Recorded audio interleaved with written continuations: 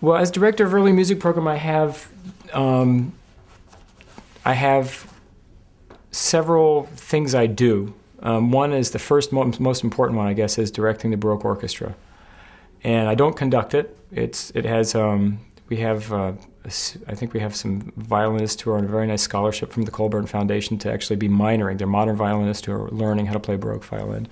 We also have majors who have come here specifically to study professional early music.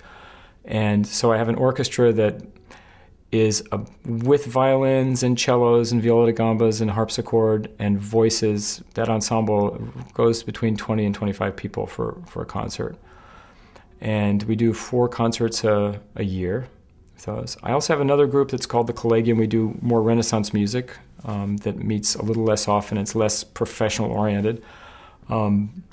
So this early music ensemble is called the Thornton Baroque Sinfonia, and we do these concerts. We rehearse twice a week for 3 hours a day, so we're 6 hours a week, which is very generous for most early music programs. And I coach them and harangue them and work with them, and then they get up on stage and do it. And I play maybe a couple of pieces with them or something, but it's really their show. I also have been bringing people for master classes because violinists don't always want to hear from a recorder player. So today I actually have for this concert tomorrow a very fine Baroque violinist named Julie Andrzejewski, who is one of the great professionals, and Stephen Stubbs, who's a really big lute player, guitar player, and opera director, will be there in this performance. This is our big gala end of the year. And I also have an oboe band, a Baroque oboe band.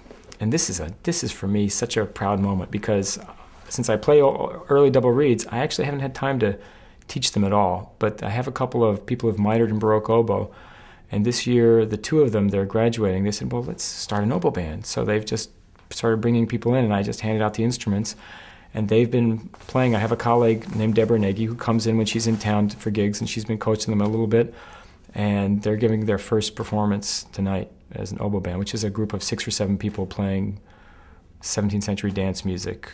And they used to play marches for the soldiers in the 17th century, so they're going to get up and do their thing, and there's nothing quite like that sound. Every year, I think I have about 8 people who are majoring here, who already determined that's what they want to do. And then I have maybe 10 people who are minoring, and I think what's interesting about the minors is that's often really some of the most fertile ground for people ending up doing this professionally. So 2 of my minors a few years ago, before I was here, because this is my first year doing this job, are now majors. And so some of the people who start on guitar and end up playing lute and Baroque guitar that becomes more of their focus.